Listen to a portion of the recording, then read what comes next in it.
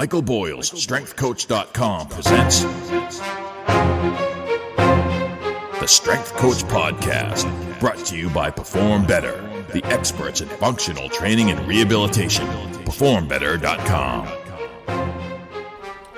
All right, hey everybody, welcome to the special series for the Strength Coach Podcast, Racism in Fitness. What can we do better? This is a 6-part series. This is part 6. First of all, if you haven't listened to some of the other episodes, please go back and do so. We have some great guests on that, and I feel like I'm learning so much so far. I do want to thank everybody for all of the feedback, all the text messages, really the shares. I really appreciate the shares. So thank you all for doing that. And, you know, like I do every episode, I do want to remind everybody why I'm doing this for all the new listeners. So with the recent events, including the murders of Ahmaud Arbery, Breonna Taylor, George Floyd, and Rayshard Brooks, I personally want to try to do something that was more than just posting a black square on social media to show that I believe Black Lives Matter and to help my listeners and me understand some of the black experience in fitness. Also, really to take action. So I wanted to look at, you know, my own actions and probably more importantly, my non-actions, things I wasn't doing. So I'm trying to do what I can to be an anti-racist, and that really starts with educating myself, listening to books, watching documentaries, and having conversations. These conversations included. I've done a really bad job including Black voices on the Strength Coach Podcast. So that's one thing that I aim to do, and one thing that I aim to change with future shows, having a better representation of Black strength coaches on the show. So what I really wanted to do with this series was just start a conversation about racism in the fitness industry. And I wanted to get folks from diverse positions within the profession. So that's including high-level corporate positions, trainers, strength coaches, and physical therapists. So I just wanted to get them on, let them talk. I wanted to listen. I wanted to learn and use the platform to help people understand a little bit better about this issue. So each episode also has a sponsor that's going to donate $250 to the organization of choice for each episode's guest. So I'm going to also donate $50 for each episode, and I want to encourage you to donate as well. I will have all the links to the organizations at ContinueFit.com in the show notes for each episode. Today I have on Chrissy King. She's a personal trainer, lifestyle coach, and fitness blogger. I was introduced to her by Molly Galbraith. Not really now, actually before, a couple years ago when I was looking for more female voices on the show. Molly introduced me to Chrissy, and it was just really, it was a great addition. The organization she chose is the Okra Project, so we're gonna let her tell you all about that later. Thanks to Kevin Carr, Brandon Rarick, Mike Boyle, and Bob Hansen from Certified Functional Strength Coach. They're today's sponsor, so thank you guys so much for your generous donation. All right, lots of things to get to, so let's get on the phone with Chrissy King. All right, so today's guest is Chrissy King, and she is from Milwaukee, but now she's in Brooklyn. She's a certified personal trainer, lifestyle coach, and fitness blogger. She has got a great story about being somebody who was yo-yo dieting, trying extreme low-calorie and low-carb diets, and being super unhealthy, and then finally decided to join a gym and hire a personal trainer. And then, like most people, her original goal is to be skinny, but she fell in love with strength training and powerlifting, and it's kind of odd because according to Google, women of color don't work out. So we're going to talk more about that. So Chrissy, thanks for doing this. Oh, thank you. I'm so excited to chat with you today. All right. Well, I've been starting off with this quote from Ibram Kendi that Oprah had talked to him about. They were getting interviewed a couple weeks ago, and she asked him how he was doing, and he said he's both enraged and energized right now. And energized because he's a human being, a black human being, and people are dead because of the color of their skin. But he's also alive, being fueled by the resistance, declaring Black Lives Matter and seeking to push transformative policy change so that black lives can be protected. So I just wanted to check in with you. I know you just moved to Brooklyn, some crazy timing, and all the stuff between COVID and all these things and these murders and the protests and everything going on. How are you doing through all this? I think that quote, the way he answered that is a really great explanation, because I'm feeling all the things, right? Definitely energized at this moment because I see a lot of people talking about really important things that have been happening for a long time, but haven't been getting the kind of attention that was necessary. But then on the flip side, like, yeah, still exhausted and traumatized in some ways from a lot of the things that are happening. So all the emotions all at one time is kind of where I've been sitting lately. Yeah, absolutely. Well, we're going to get more into that because I know you've been talking about this. You have a great blog, and you talk about a lot of different. I was first introduced to you by Girls Gone Strong and some of your articles, and but we're going to get to this idea of this diversity problem, things that you've been talking about for a while, and people being silent on racism. But I want you to talk about, and you brought this up to me, which I thought was a great topic because I feel like no one really has talked about this as much, and that is the impact of racism on health and why it's a public health issue. Can you talk to us about this? Yes, absolutely. Yeah, I do talk about this a lot because I think whether it's fitness or just wellness in general, we have to be having conversations about racism because racism and just the perceived idea that you would experience discrimination in the world actually leads to a lot of health issues, such as like increased levels of stress hormones, higher levels of blood pressure, increased instances of heart disease and breast cancer. And these things are like found in individuals as early as their 20s. And so it's not even just that, like, yes, I could go into the world and something could happen to me because of the color of my skin, but also it has actual physical health implications on Black people. And even now, when we're in this period of COVID, right? Black people are dying at 2 to 3 times the rate of white people. And it's not just, a lot of times the idea is that it's just because of comorbidities. And yes, that might be a part of it, but also it's because of implicit bias within the medical industry. And so there's like a whole host of things that go into it. And so when we put all these factors together, racism is actually having a negative impact on people's health. And that's just their physical health. That doesn't even go into the implications for mental health. And so I think as health and wellness practitioners, you can't really deny the existence of racism in the world, and moreover, how it's affecting the clients that you're serving. And so it is something that is so intertwined with health that racism has to be discussed within the fitness industry and the wellness industry. Yeah, absolutely. And so what can we, like, really, where do we go? Like, by acknowledging it's a public health issue, what's the next step there? From there, where do you go from there by acknowledging it? Okay, cool. Now what? Policy changes? Yeah, I mean, policy changes are important, but like before we even talk about policy changes, like I really, what I encourage people on an individual level to do is that we have to start like looking at how racism is showing up in our own lives. When you bring up racism to people, like people's initial response is like, I'm not racist, right? Because we have this idea of racism as like being a member of the KKK, right? Or saying the N-word. And in our minds, that's what a racist does, right? Yes. Yeah. So racism shows up in our lives in lots of different ways. And most of them aren't those egregious ways that we all look at and be like, oh, yes, that's racism, right? And so it shows up in microaggressions and daily comments or ideas that you hold about Black people or other people of color, right? And so I always encourage people that the first thing we all need to be doing individually is, number one, educating ourselves on racism and how the myriad ways that, racism shows up. Because again, it's not just those big things, right? And also starting to examine our own implicit bias. No matter who we are in this world, we all hold implicit bias.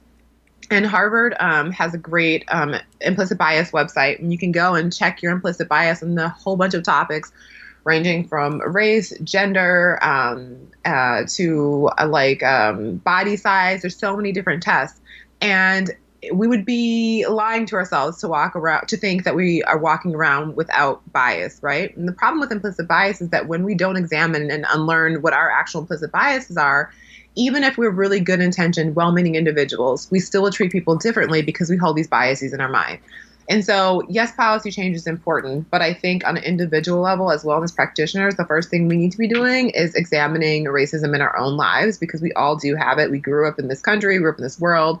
The system of racism and white supremacy is global, and we have all internalized it in a lot of ways. So I always say the first thing is like educate yourself individually, because in order to see change in the world, you have to see the change in yourself first. And that quote, not a direct quote from me, but that this variation of a quote from a woman named Layla Saad, who wrote a really great book, which I encourage everyone to go out and buy if you're interested in like, okay, what's next for me personally, called Me and White Supremacy. And so she goes through a lot of these things and explains how this is showing up in our lives in ways that we probably haven't noticed or thought about before.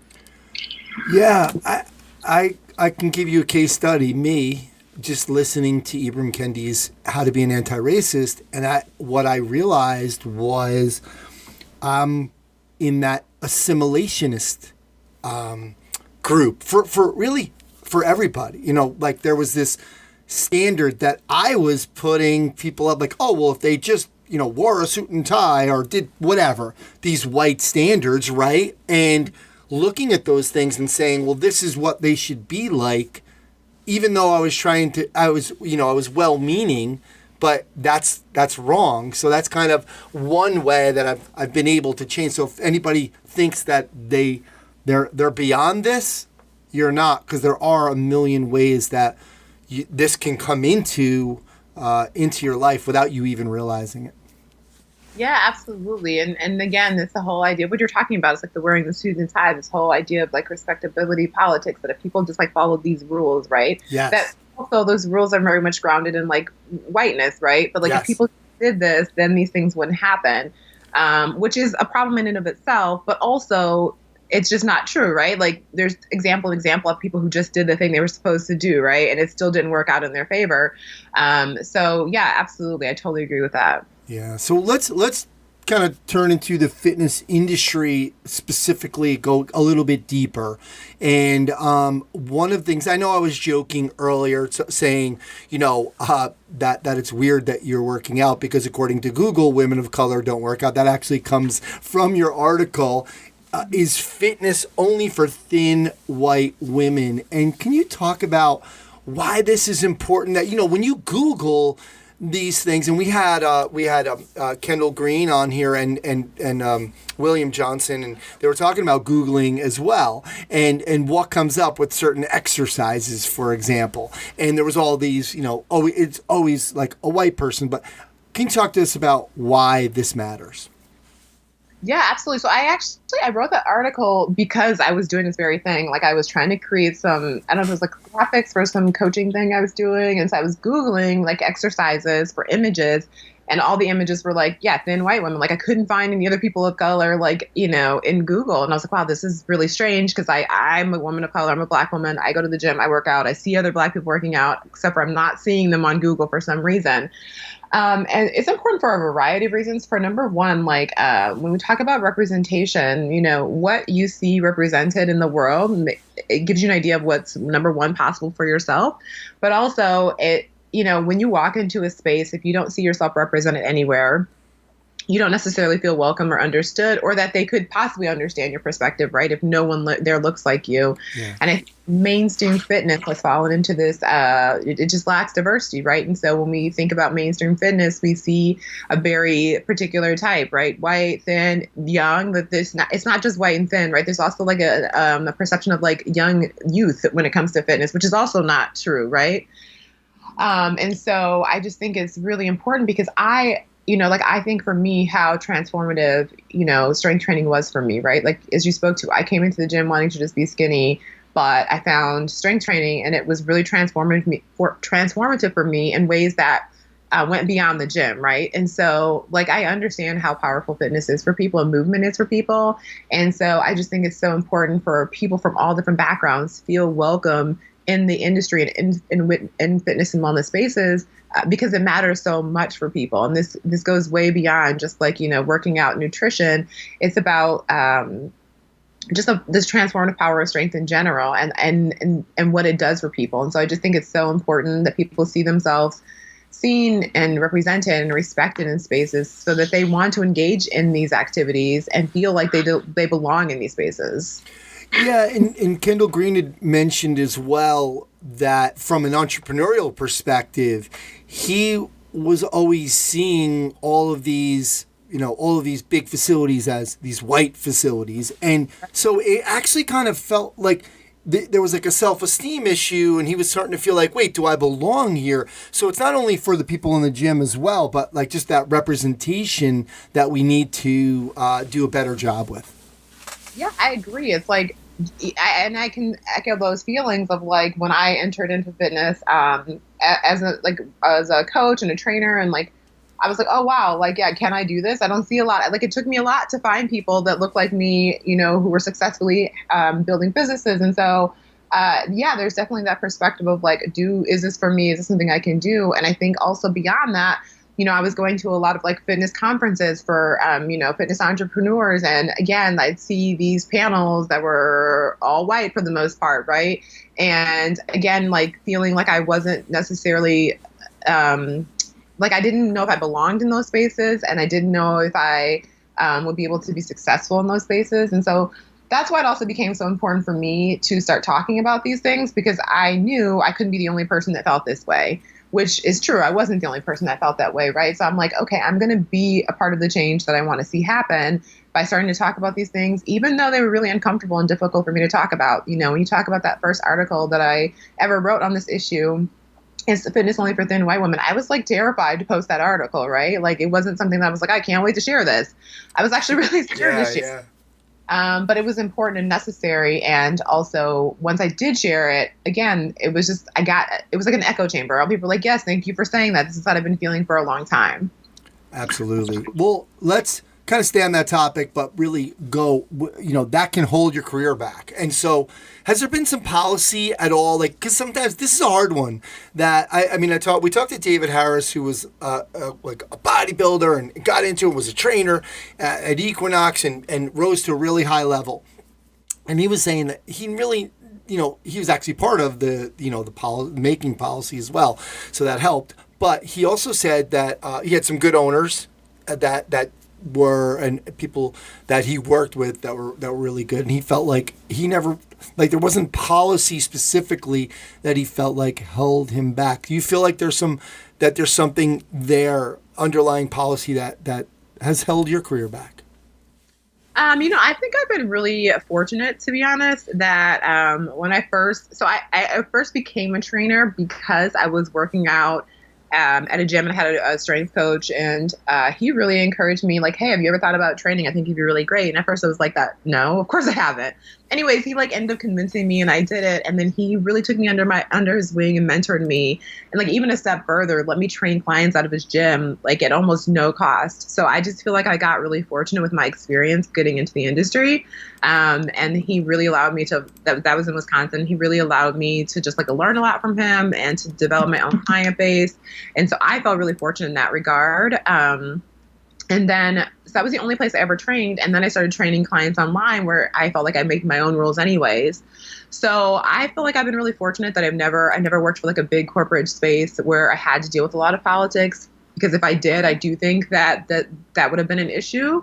Because again, anytime you're pushing it back against what's considered the status quo, there's a lot of people who are like not interested in having that conversation. And I can even say, for myself, when I first started writing about this stuff back in 2017, there was a lot more resistance to it than there is now. Now, when I'm talking about this again, people are like, oh yeah, I'm on board with you. So, I do think had I had a different experience earlier on in my career, I think, if I was working at different types of gyms, I think that could have been an issue for me for sure. Yeah, absolutely. Let's talk about this idea. You wrote a great article, Dear Fitness Professionals, you cannot help people of color with fitness and wellness while remaining silent on racism. So, and people offer a lot of excuses for that. And one of the excuses is people come to me for health and fitness. They come here because they want to get away from that stuff. Can you talk to your points about this from the article? Absolutely. That was, at that time, that's the thing that I was hearing a lot is like, we don't like this. Fitness is the place where you come to escape all that stuff, right? And I get it because I go to fitness and the gym as a way of relieving stress as well. But when people say things like, I want to get away from that, like for me, that's a clear indication of like privilege, right? Because you're saying like, I want to get away from the talk about racism. I'm tired of hearing about this. This is overwhelming for me, or whatever your thoughts are in your mind. I go to the gym because I don't want to think about that. And for me, that's like an example of privilege because as a Black person or other person of color, you can't like get away from racism, right? Like I can't go to the gym and like get away from racism. Like racism has happened many instances to me in the gym anyways. But the fact is like we can't take off our skin and like, take a break from it. And so I always like to also remind people that like, having to like learn about or hear about or talk about racism because you're not directly experiencing it is in itself a privilege, right? So like if you are in a space where you're like learning about like anything as it pertains to racism, and it's probably like eye-opening in a lot of ways for people, just remember the privilege of the fact that you are just learning about this and this is not something that you've grown up experiencing. And so for me, it's just like not a good excuse to be like, I don't want to talk about this here. And also, again, I wrote another article that just got published yesterday in Shape about this very topic. And one of the things I talk about in there is also this idea that, you can just escape it because it doesn't affect you, right? Like you're like, I don't want to talk about this because this doesn't affect me personally. So it's just overwhelming for me. I don't want to deal with that. And as a wellness professional and a coach or a business owner, unless your goal is only to help white people, right? Which I'm assuming that I've never met a health and wellness professional that said that, at least not to my face, right? Yeah. So, unless that's your goal, there's no ignoring racism, as I already spoke to earlier, because the implication for your clients that are BIPOC, Black and Indigenous people of color, racism is a part of their health. So you can't ignore it, right? Like if you care about their overall wellness, which I feel like most wellness practitioners do care about, it's not something that you can just like turn off because this is not the quote unquote space for it. It's very much the space for it because it's a part of people's lives and experiences. Yeah. And I think there's this balance in terms of, and I think in the article you were talking about, I don't care, about stuff you're just putting on social media. Let's see what action that you're taking. So although, I've talked to, obviously this is part 6 of this, and some people will say, yeah, we want you to just at least state your opinion on it, right? And you had a great quote from Desmond Tutu: if you're neutral in situations of injustice, you have chosen the side of the oppressor. So just even, like for me, I personally posted a couple things early, but I didn't tell anybody that I was doing this before I did. I didn't tell everybody all the books that I'm listening to or all the, documentaries or the webinars that I've gone to. I'm not announcing that to everybody. I don't feel like I need to. I'm trying to just do my part to educate. And that's what the action piece was for me personally, was what else can I do? What can I do personally? How can I use my platform besides just saying, posting the black square on Instagram? Yeah, and I think that's really important, right? I personally, like you said, I do think it's important for people to publicly talk about what their beliefs and their belief systems are. But more importantly, and beyond that, is also that you're taking the action, and the action looks like educating yourself, right? Like starting to understand these things in your own life, and then having the really difficult, here's my thing, like posting on social media is one thing. I think it's important. I think it has value. I think people need to do that. But also when it comes to having difficult conversations with the people that are closest to us, right? That could be your family members, that can be your partner, that can be your close friends. Like having those conversations and interrupting racism when you see it happening with them is also just as important, if not more important. And I would argue that sometimes it's more difficult because these are your intimate circles, right? So I think the action piece looks like, yes, much more than just the posting on social. That's just the beginning. I think the more important action is how you're living these values out in your everyday life. It's so true, because about the fact that it's actually harder to talk to the people that are close to you that when you're trying to interrupt the racism, like you said, because obviously this is not an easy conversation for me, like talking to you, right? I mean, it's much easier though than say family members, because we're kind of on the same page here, or so this is relatively easy. Although for me it's hard because I don't want to mess it up, because I think it's important. But at the same time, you're right, it's so much harder when people are close to you, because it could be new. It could be something you've never done before. And like that, I like what you said, interrupt the racism, interrupt those things that are happening. So yeah, I didn't even really think of it like that. Yeah, I mean, for me, that's the real work, right? Like, people a lot of times will say, just like in conversations or in DMs, or like, my so-and-so said something really messed up and I didn't know what to say, so I didn't say anything. And I'm like, you just got to say something, right? And I think what you just talked about too is really important about, you don't want to mess it up. And I totally 100% understand that sentiment. And I don't think any of us want to mess it up. But I always like to remind people that the reality, not unfortunate, it's just the reality is that we all mess it up, myself included, right?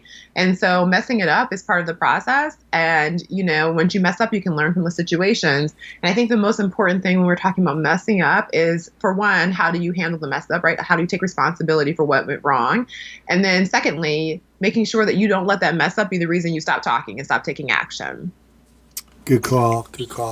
Well, let's talk about some things. Well, first of all, we're going to talk about what the Fit Pros can do a little bit better, really, in your closing thoughts. But each episode, we have a sponsor who will donate $250 to the organization of choice to the guest. And today, Kevin Carr, Brendan Rearick, Mike Boyle, Bob Hanson from Certified Functional Strength Coach are donating. I'm also donating as well, $50 to encourage other people, my listeners, to donate as well. Can you tell us about the Okra Project?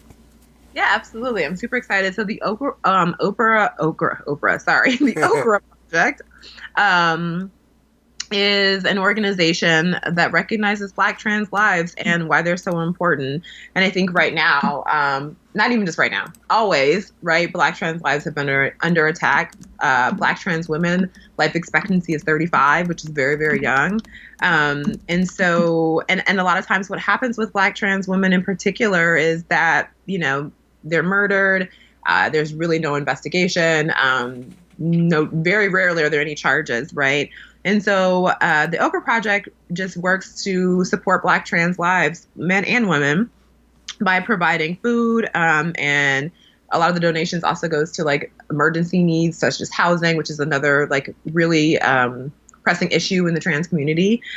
So yeah, it's a great organization doing work around Black trans folks. So it's really important. Very cool. Again, I will have links to that on my site and in the show notes. So let's finish up with some closing thoughts and maybe some things that you feel like Fit Pros can do better. Obviously, you've talked about some things, but let's like kind of wrap it up with some things that you feel like we can do better as fitness professionals in the industry, in our gyms, with our clients, etc.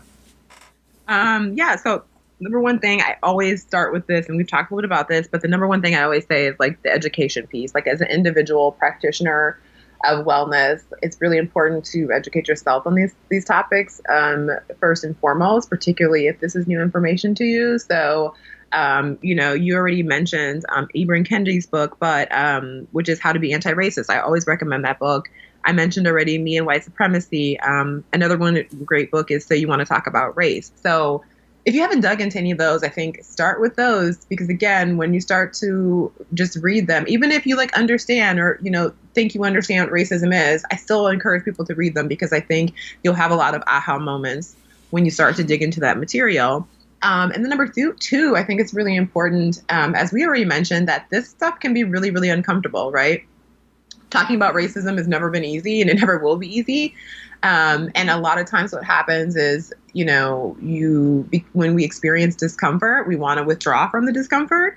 But a friend of mine, a really good friend of mine, who's a life coach, her name is Sharon Eskandani. She wrote this really powerful quote that I shared the other day in an article that I talked about. And basically it just says, if you understand why the discomfort of a yoga pose is beneficial to your healing and growth, then you can understand the discomfort of anti-racism work is one and the same.